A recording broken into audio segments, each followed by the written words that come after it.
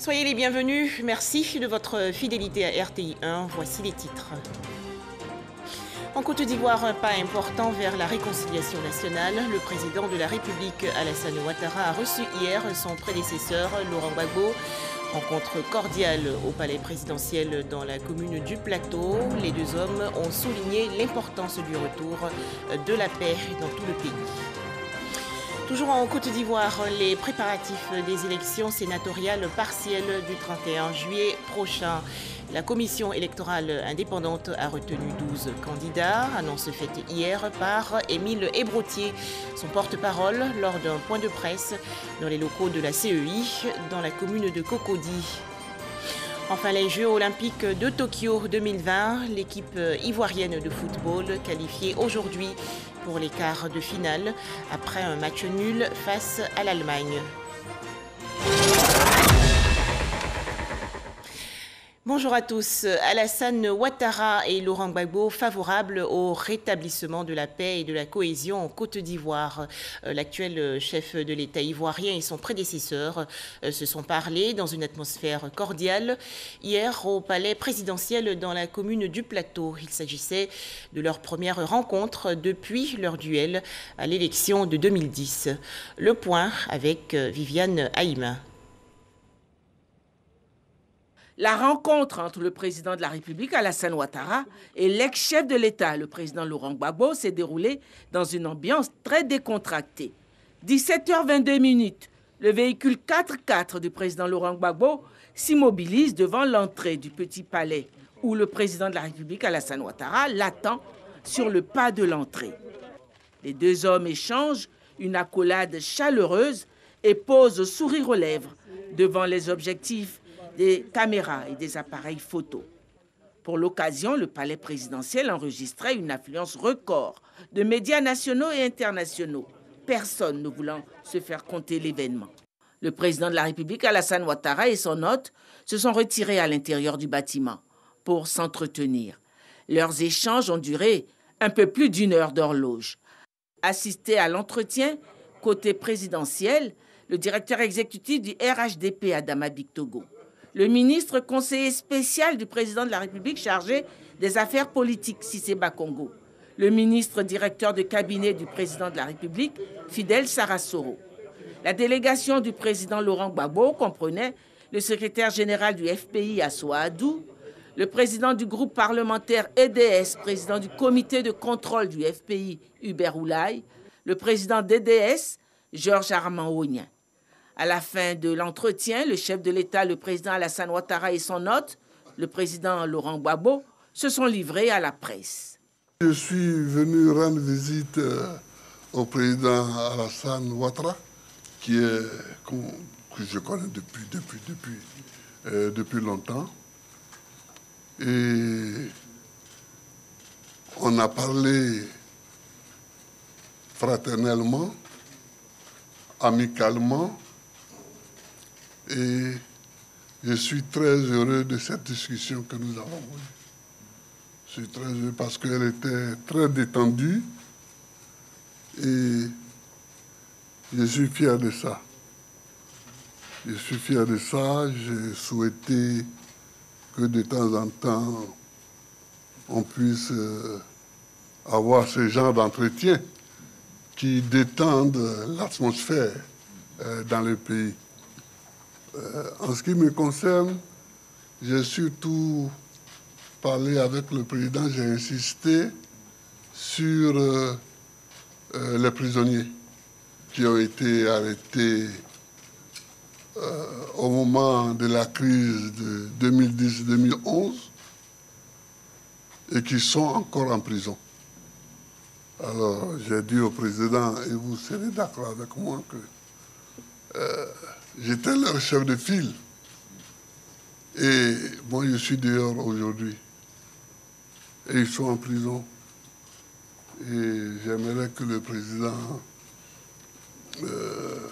fasse tout ce qu'il peut pour les libérer. Et le président a les moyens, mais c'est lui qui juge l'opportunité. et des moyens et des moments pour ces libérations. Donc, j'ai insisté sur ça. À part ça, on a parlé de la Côte d'Ivoire qui doit aller de l'avant, qui doit marcher, qui doit se parler, qui doit discuter, n'est-ce pas, Alassane? Bien sûr. Voilà. Oui. Enfin, excusez-moi, n'est-ce pas, Monsieur le Président?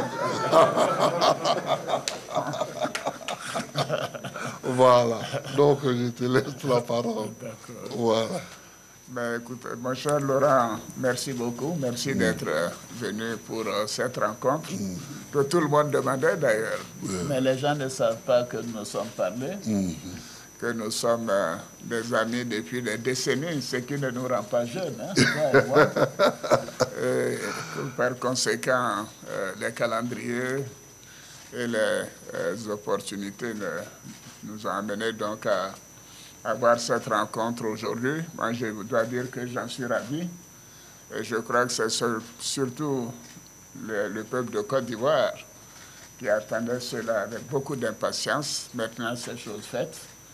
Et je voudrais que nous puissions nous féliciter d'avoir eu cette rencontre qui a été cordiale et fraternelle.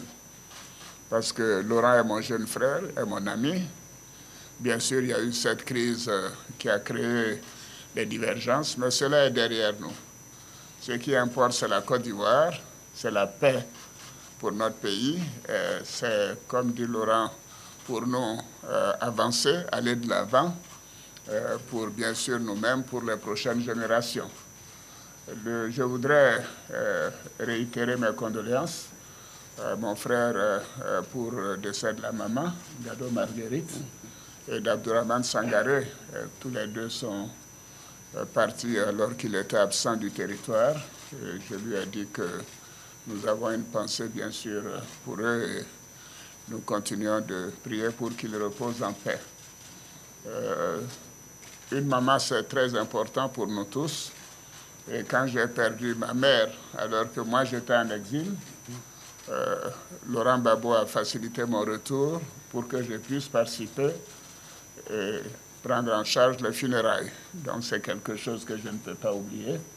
Je voudrais donc témoigner en cela et dire que ça a été un moment douloureux, je sais pour toi, et je te réitère toutes mes condoléances. Merci. Nous avons parlé bien sûr de la paix pour notre pays, la nécessité de renforcer la cohésion nationale, de continuer de renforcer la réconciliation. Nous sommes convenus aussi de nous revoir de temps en temps, certainement après donc, le mois d'août, pour continuer ces entretiens et associer, le moment venu, d'autres personnes à ces entretiens. Mais je crois que c'est important que les uns et les autres puissent comprendre que nous avons décidé que c'était important de rétablir la confiance et de faire en sorte que les Ivoiriens se réconcilient, si c'est cela le terme important, mais se fassent confiance également. Ces événements ont été douloureux, il y a eu trop de morts et nous devons avoir cela derrière nous et travailler sur l'avenir, sur la cohésion, sur la réconciliation. Nous avons un beau pays et nous sommes mis d'accord que nous continuerons de travailler ensemble et de faire en sorte que la Côte d'Ivoire continue de progresser, d'aller de l'avant. Laurent, je te remercie. Je te remercie et donc je te dis à très bientôt. À très bientôt. À très bientôt. Nous aurons l'occasion de nous revoir après la fête nationale. Merci. Merci beaucoup. Merci. Merci. Rencontre amicale et fraternelle qui vient apporter un nouveau souffle à la réconciliation des cœurs en Côte d'Ivoire. Toujours en Côte d'Ivoire, fin hier des travaux du 9e traité d'amitié et de coopération ivoiro-burkinabé. Le président de la République, Alassane Ouattara, a reçu en audience le Premier ministre burkinabé, Christophe Dabiré. C'était au palais présidentiel dans la commune du Plateau. Les échanges ont porté notamment sur la lutte contre le terrorisme. Retrouvons Viviane Haïm. À la tête de la délégation gouvernementale du Faso aux assises du 9e TAC, traité d'amitié et de coopération ivoiro-burkinabé, qui se tient à Abidjan, le Premier ministre du Faso, Christophe Joseph Dabiré, a eu un entretien au terme des assises ce mardi 27 juillet avec le président de la République Alassane Ouattara au palais présidentiel.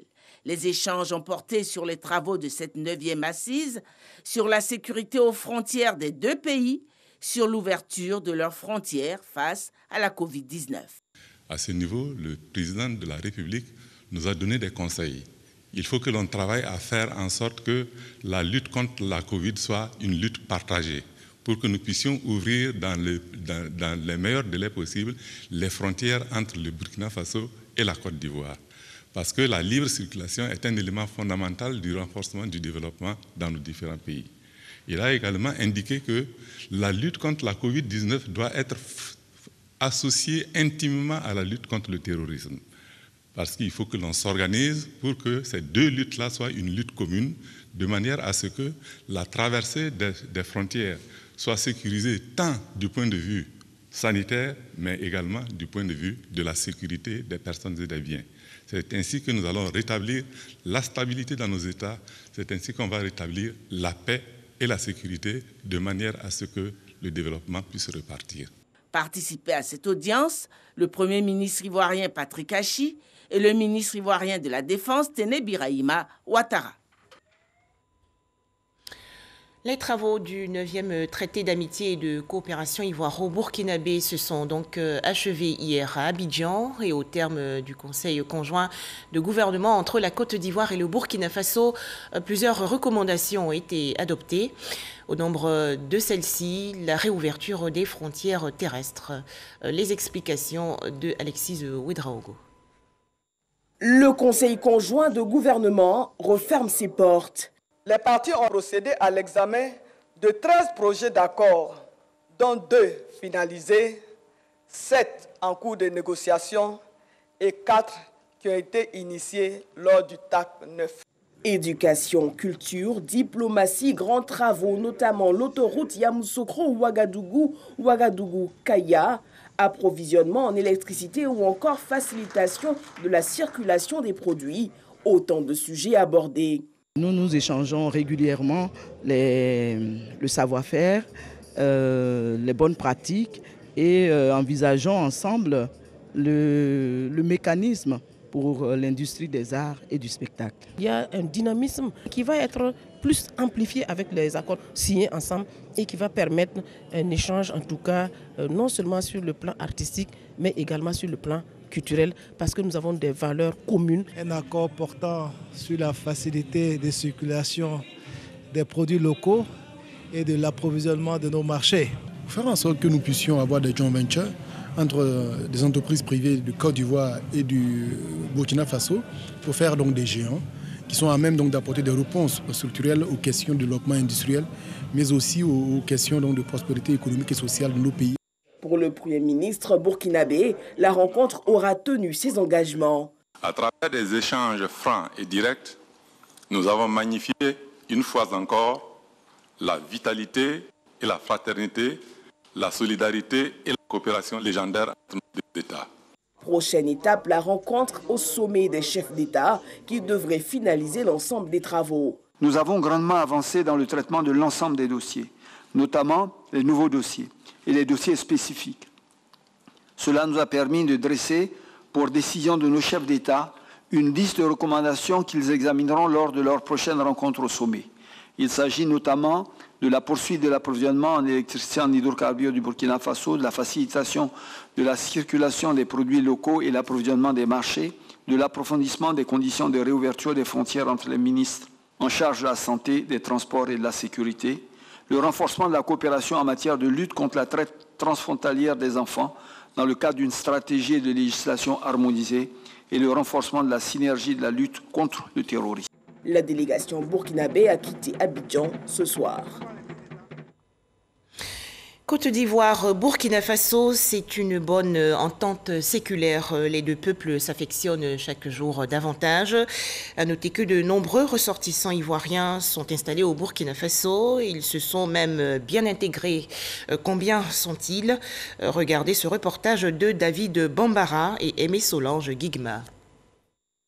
Charles Ouleneye Teyi est un Ivoirien qui vit au Burkina depuis plus d'une dizaine d'années. Il évolue dans le secteur de la communication. Je suis au Burkina Faso depuis 2003, donc ça fait 18 ans que je suis là. Je suis marié à une femme burkinabé, on a 3 bons enfants. Voilà. Je suis dans le domaine de la communication et du journalisme. J'ai mon journal en ligne, Info Frontières. 7e président de l'URECIB, l'Union des ressortissants de la Côte d'Ivoire au Burkina, Charles Teyi gère une communauté forte de 13 000 âmes qui travaillent dans divers secteurs d'activité, dont la restauration, le commerce, les mines, les banques et d'autres secteurs relevant de l'informel. C'est une communauté qui vit en parfaite harmonie avec la population hôte. Cette intégration se fait sans difficulté majeure. Sincèrement, il y a beaucoup de frères ivoiriens, de sœurs ivoiriennes qui ont épousé les Burkinabés. Et puis, j'ai profité de votre micro pour remercier les autorités burkinabées pour l'attention qu'ils portent aux Ivoiriens, même aux autres communautés étrangères vivant au Burkina. Aucune difficulté également dans l'établissement des actes administratifs, mais plusieurs enregistrés sur l'axe Abidjan-Ouagadougou. Il s'agit entre autres des trafics de tous ordres et les tracasseries routières. Mais pour l'URECIB, les lignes de l'intégration bougent malgré ces couacs. Au niveau de la communauté, tous ceux qui se sont plaints, c'est ceux-là qui ne sont pas venus, qui ne détiennent pas leur pièce d'identité ivoirienne. Donc quand ils arrivent, ils sont obligés de négocier ou de passer par d'autres chemins. Il faut encourager nos chefs d'État, voilà, à ce que les décisions qu'ils prennent soient appliquées sur le terrain pour le bien de nos deux peuples. L'Union des ressortissants de la Côte d'Ivoire au Burkina a vu le jour en 1996 et œuvre pour la consolidation des liens fraternels et la solidarité entre les Ivoiriens vivant au Burkina. Son souhait pour ce 9e TAC est le renforcement des relations pour le bonheur des deux peuples.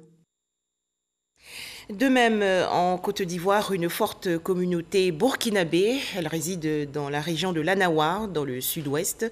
Ces ressortissants burkinabés œuvrent dans plusieurs secteurs. Notre reporter Mama Traoré les a rencontrés. Méagui, département de la région de l'Anawa, connu pour être le nouveau fleuron de la cacaoculture ivoirienne. En témoignent ces nombreux champs de cacao qui entourent la ville. À l'origine de ce succès agricole, la forte implication des migrants burkinabés, elle date de plusieurs décennies. Après l'exploitation forestière, les Blancs, ils voulaient partir. Beaucoup de leurs travailleurs étaient des Burkinabés. Donc certains, après les travaux avec les Blancs, ont préféré rester ici. Ont sollicité des terres. Le père de Moussa est de cette génération. À son décès, Moussa a dû arrêter ses études pour s'occuper de l'exploitation familiale, 10 hectares de cacaoyers qui produisent en moyenne 5 tonnes de fèves par an lors de la grande saison, une activité prospère qui a permis à Moussa de lancer d'autres affaires. On a une boutique et puis on a un tout petit magasin aussi de portable. On s'est débrouillé un peu. Le cacao nourrit son homme. Mais avec l'école qu'on a fait un peu, on voit que si on diversifie un peu de côté, si on focalise seulement sur le cacao, bon, souvent c'est insuffisant, quoi. Dans les années 80, le cacao a aussi attiré les parents d'Aruna à Méagui. Aruna Savadogo est aujourd'hui propriétaire de 86 hectares de plantations et même d'une coopérative qu'il a créée en 2007. On gérait beaucoup de choses, on vendait cacao comme ça, mais il n'y a pas de retour. On ne peut rien faire. C'est à cause de ça on a créé une coopérative pour permettre les parents producteurs pour faire dépôt-vente. En l'air que je n'étais pas là, j'ai presque 400 tonnes en dépôt-vente. Selon la représentation du Conseil supérieur des Burkinabés de l'extérieur, Plus de 2 millions de ressortissants vivent dans la région de l'Anawa. La moitié exerce dans la filière cacao. Certains ont choisi le commerce. C'est le cas de cet importateur de pièces détachées qui a pourtant commencé comme réparateur de motos dans les années 80. Quand je venais ici même, j'étais en location. Mais j'ai fait du truc, j'ai construit chez moi, j'ai construit pour moi. J'ai construit presque 3 à 4 cours à Miagui. Bon, j'ai construit à Biguian, j'ai construit à San Petro. Bon, on ne parle pas de Soubré. Donc, je peux dire Dieu merci. Grâce à Bakoui, grâce aux Ivoiriens, vraiment, je vis bien. À Soubré, capitale de la région de l'Anawa, on retrouve également une forte communauté burkinabé.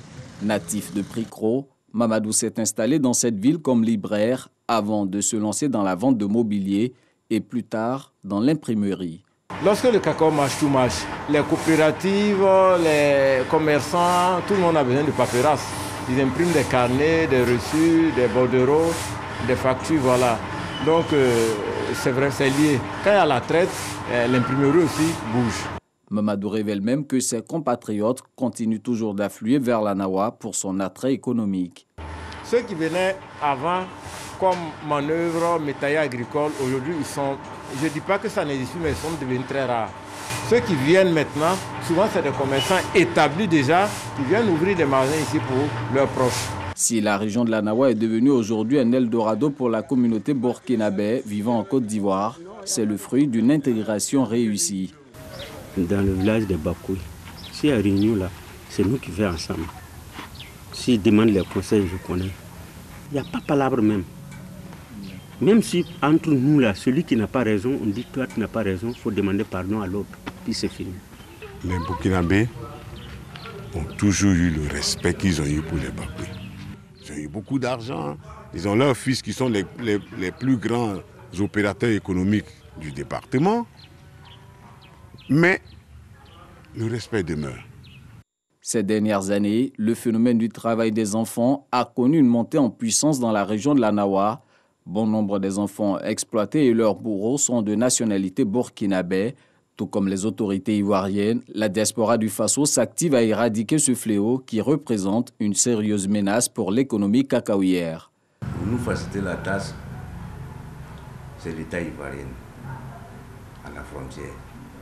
Pour fortifier le contrôle, pour vraiment revoir comment faire pour nous aider, même que les enfants restent en famille au Burkina.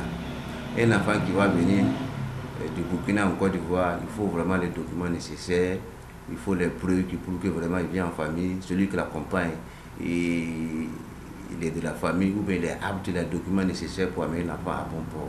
Là, comme ça, vraiment, ça nous arrange. Tout le souhait des Burkinabés installés dans l'Anawa est de voir les gouvernements des deux pays décider de la réouverture des frontières terrestres communes fermées en raison de la crise sanitaire. Soyons tous des artisans de lutte contre le coronavirus. Faisons-nous vacciner et respectons les gestes barrières.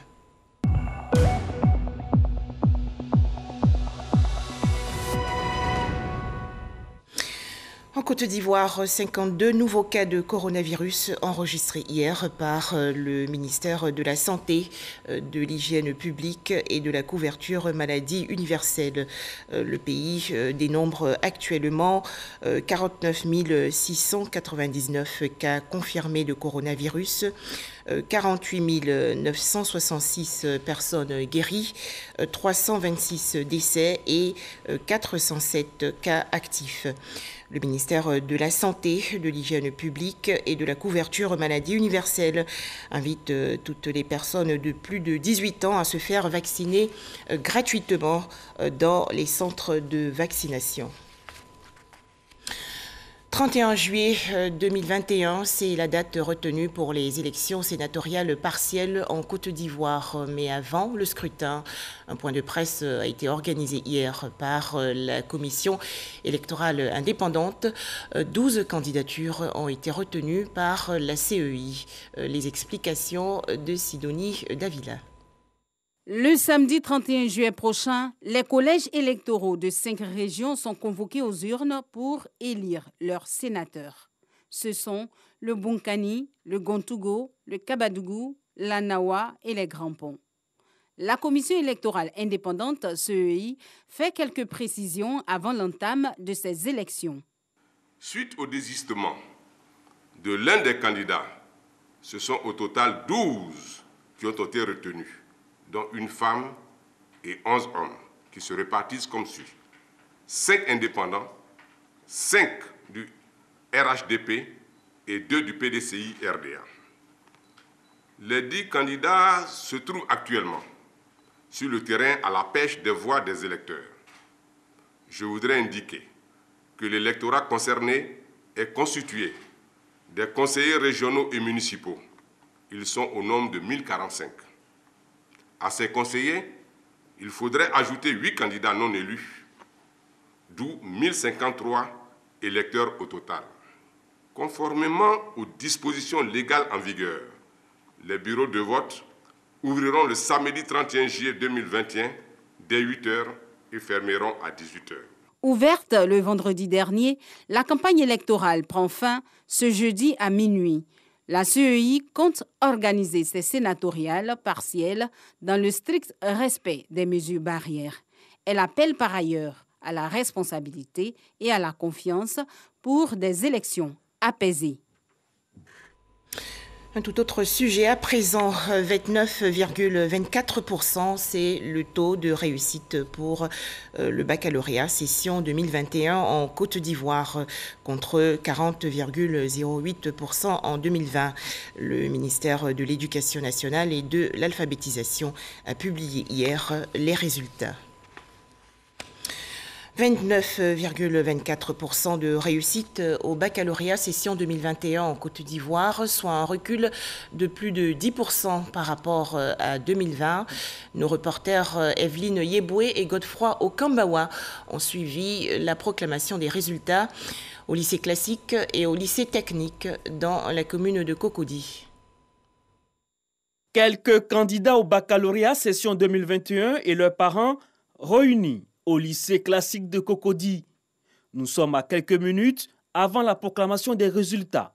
Stress et inquiétude se lisent chez certains candidats, tandis que d'autres restent optimistes. Je me sens un peu stressée, mais je compte sur Dieu. Je sais que ça va marcher. Je suis confiant. Ouais, je suis confiant. Je suis un peu stressée. Il est 14h30 lorsque les responsables du centre procèdent à la remise des collantes. Les résultats sont enfin connus et les sentiments sont partagés. Voilà, ça a marché. J'ai eu le bac avec 276 points. Après 3 ans de souffrance, et si vous voulez classique ici, je ne peux pas expliquer la joie qu'il y a en moi. J'ai le bac, j'ai le reçu mes 50 heures. Dieu est là. On dit Allah, non, c'est Dieu. Ça va marcher, mais on reste positif parce qu'après le bac, ce n'est pas la fin. Il y a plusieurs options, donc on peut toujours revenir sur nos pas. Même ambiance au lycée technique de Cocody. Joël et ses amis heureux de leurs résultats expriment leur joie. Dieu m'a aidé. Fousseni, lui, n'est pas admis, mais n'est pas découragé.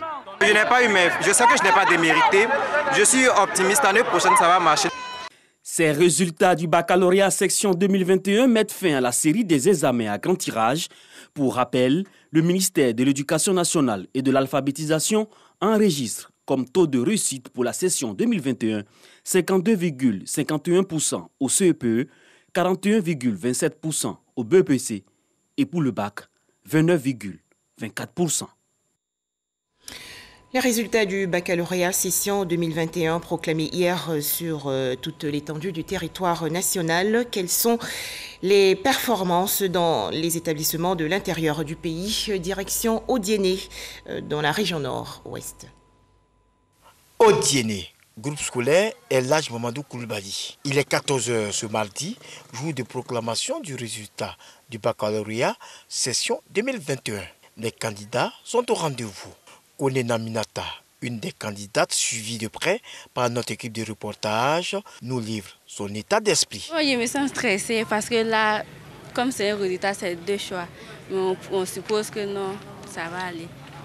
Après le retentissement de la sirène, tous les candidats sont invités à prendre place dans les salles de leur composition. Moment propice pour les enseignants de préparer leurs esprits à accepter le résultat. Quelle que soit la nature du résultat, restez positif.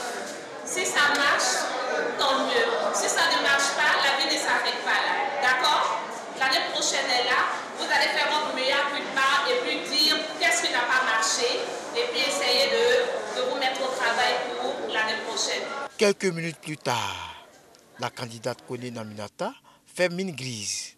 Le résultat est négatif. Il en est de même pour Traoré Massangué, tous deux inconsolables. Fort heureusement, au nombre de ces candidats suivis, 2 tirs les épingles du jeu. Il a dit à la télé que j'allais avoir mon bac, j'ai confirmé ça. Il a confirmé ça, il dit. On ne parle pas 2 fois. Il a dit on termine la semaine 2 fois, c'est une fois. Ouais. J'ai passé le bac à Abidjan, mais je suis venue attendre les résultats ici et par la grâce de Dieu, ça a marché. La présidente du jury du centre du lycée moderne 1 salue le bon état d'esprit qui a prévalu au cours de cette proclamation du résultat du bac. À ceux qui sont admis, je voudrais dire félicitations. Ils ont été de bons gagnants. À ceux qui ont échoué à leur examen, je voudrais dire félicitations. Ils ont été de bons perdants. Tout au long des examens, nous n'avons pas pris un seul élève avec un téléphone portable. Au total, 1446 candidats ont composé dans la région du Kabadougou. 359 élèves ont obtenu le baccalauréat avec un taux de réussite de 25,14%. Les Jeux olympiques 2020 de Tokyo, bonne nouvelle pour la Côte d'Ivoire. L'équipe ivoirienne de football s'est qualifiée aujourd'hui pour les quarts de finale au tournoi olympique masculin. Et cela grâce à son match nul contre l'Allemagne, un but partout. Condamné à la victoire après son succès contre l'Arabie Saoudite, l'Allemagne, 3e de la poule D, jouait gros face aux éléphants. Mais les coéquipiers de Max-Alain Gradel ont su contenir les assauts de la Mannschaft avec un score de parité. Il a fallu attendre la 67e minute pour qu'une des 2 équipes se détache. En essayant d'intercepter un centre, Benjamin Henrich pousse le ballon dans son propre but. Loin d'être démotivés, les Allemands récoltent vite au score 6 minutes plus tard. À la suite d'un coup franc aux abords de la surface, Edouard Lowen envoie le ballon dans la lucarne gauche de Iratapé à la 73e minute et permet à son équipe de reprendre espoir. Le score ne bougera plus et les 2 équipes se quittent finalement sur un match nul 1-1. Un résultat insuffisant pour permettre à la Mannschaft de se qualifier. Grâce à ces 5 points, la Côte d'Ivoire verra, elle, les quarts de finale, tout comme le Brésil, qui finit premier du groupe D avec 7 unités. Voilà, fin de ce journal. Merci d'être resté en notre compagnie. Excellente suite des programmes sur RTI 1.